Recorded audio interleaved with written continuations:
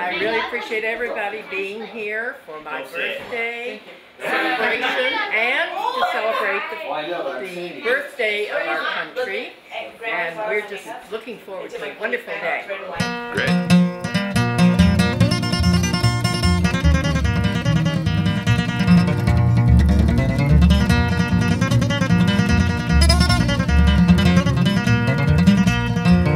Down the road here from me, there's an old holler tree where you lay down $1 or $2. Go on around the bend and come back again. There's a jug full of that good old Mountain Dew. Oh, they call it that good old Mountain Dew, and them that refuse it are few.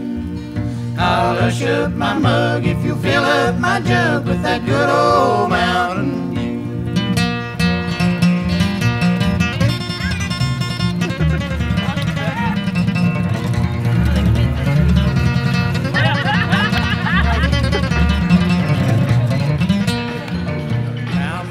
Here we are celebrating Joyce Close's 80th birthday party out here in beautiful Asheville, North Carolina.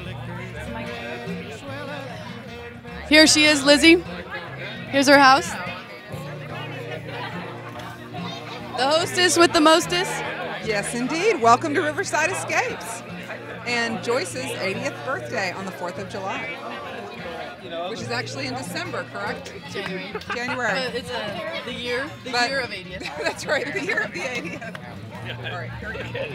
We're here on the French Broad River. Excuse me, Paul, would you like to speak? Paul is also the host with the most. The most cupcakes, yes. Nice. Here at the river. The landmark used to be owned by another family, and it used to be next door over there. It was a county line liquor store. Yes, people used to come by and get liquored up before they'd go into Marshall. And then somebody got shot there by the sheriff because I don't know why he was fighting with him, but anyway. And then we decided to convert it into a vacation rental because we thought that was nicer than liquor stores. And that's it. Their wedding was here Oh, yes. 3 years ago. Yeah, 3 years ago. 3 years ago. This is the site of the Paul and Liz. The Paul and Liz wedding, yes. 2008. 2008. Right here on the riverfront. Right here on the river.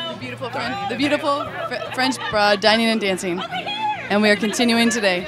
We are continuing today. I'm sorry, I meant a lot for work.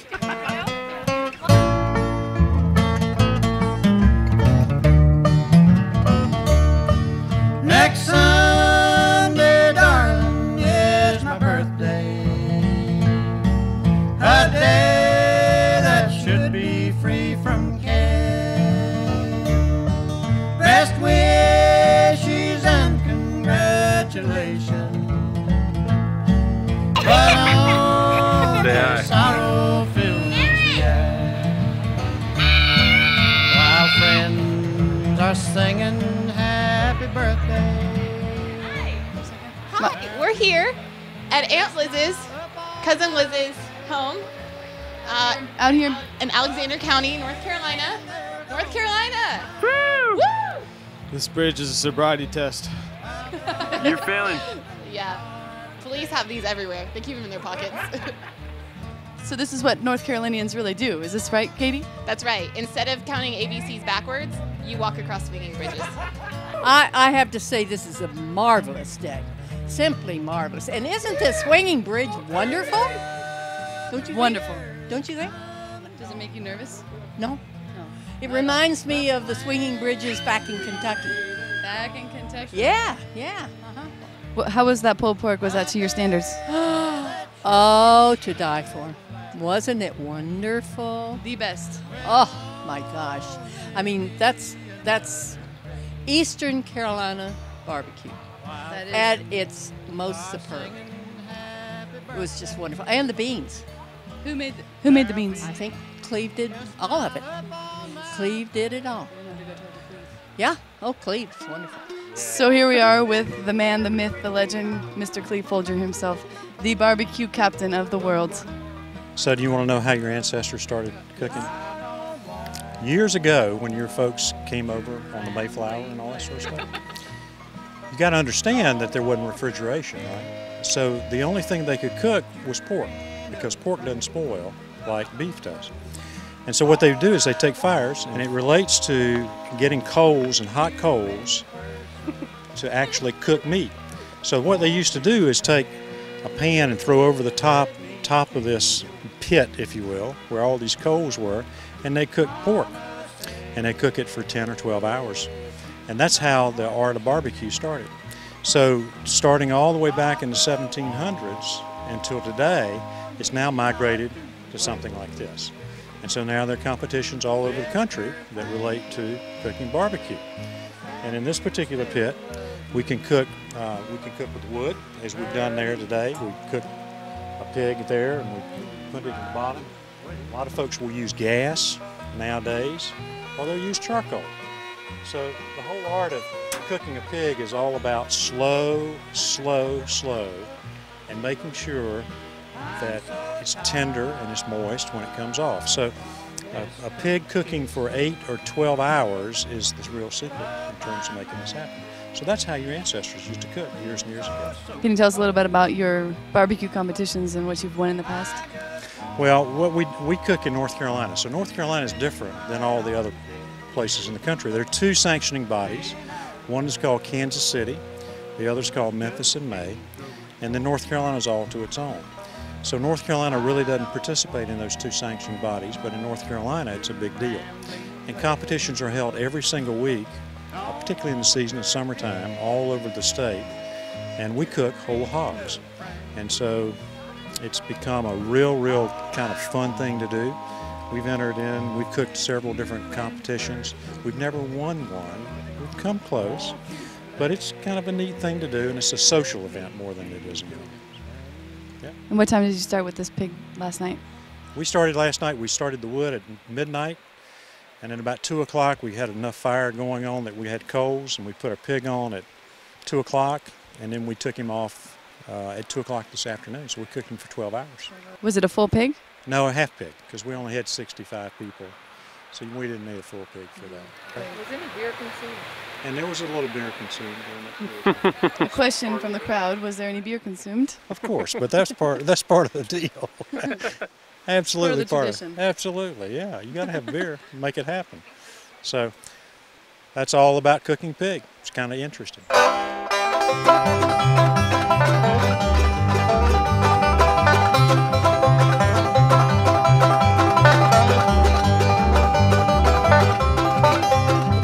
Little birdie, won't you sing to me your song? Got a short time to stay here and a long time to be gone.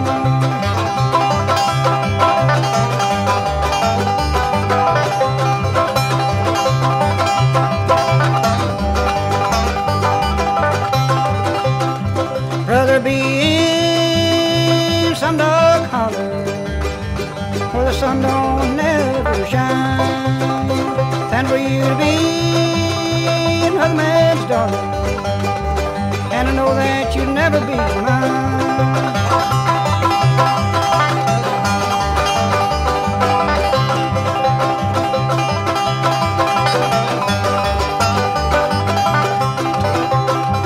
Little birdie,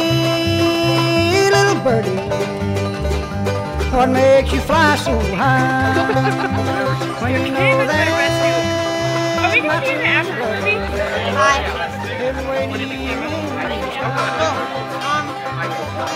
What am I supposed to say? It's so weird that we are eating the camera. What do you have to say about Grandma? She's having a good time and she's eating the cookie. So how do you feel about being here in Asheville celebrating your Aunt Joyce's 80th? I wouldn't have missed it for the world. We're about to cross the Indiana Jones Bridge, and on the other side is the Temple of Doom. It's been fun, and it's always fun to get together with this crowd, this crazy crowd. Yeah. Tell us some juicy stories. Oh, secret stories. Oh, I can't tell you. I'd have to kill you. Yeah, it's a crazy crowd, though. All these cousins go way back. We used to always get together at a place sort of like this that the Millers lived. Have y'all been there before, over on Grovewood Road? Oh, it's awesome. And there was a a little teeny creek, and we would catch crawfish, and we compared it to this when we were looking around for the party today. And we thought, oh, how awesome is that? And all the cousins, all the aunts and uncles, and everybody used to go there. It was a lot of fun. But I hope she has a wonderful birthday. She's been an awesome aunt for me. Very special. Thank you. Mm-hmm. Have fun. Thank you. Yeah. Melissa. Michael. And you're from? Yes. San Carlos, California. And tell me, Flew across which coast? Left, the West right, Coast. Flew left coast. The left coast. Flew across the U.S. out here to the French Broad just to celebrate this beautiful day and Joyce Close's 80th birthday. You know, most people don't know that the French Broad River runs all the way horizontally across the USA. Does it really? Yes, it does. It flows from California to North Carolina. We're almost at the end of it. We're connected by water. We're connected by water. By blood and by water. Yeah, Mississippi. It goes under it. Oh, under the It goes under the Mississippi. So we're connected by a lot of things. So.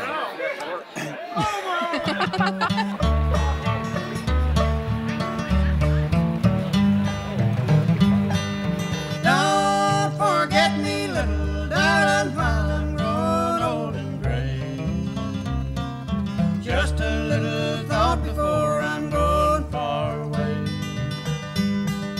I'll be waiting on the hillside where the wild red roses grow, on the sunny side of the mountain where the rippling waters flow.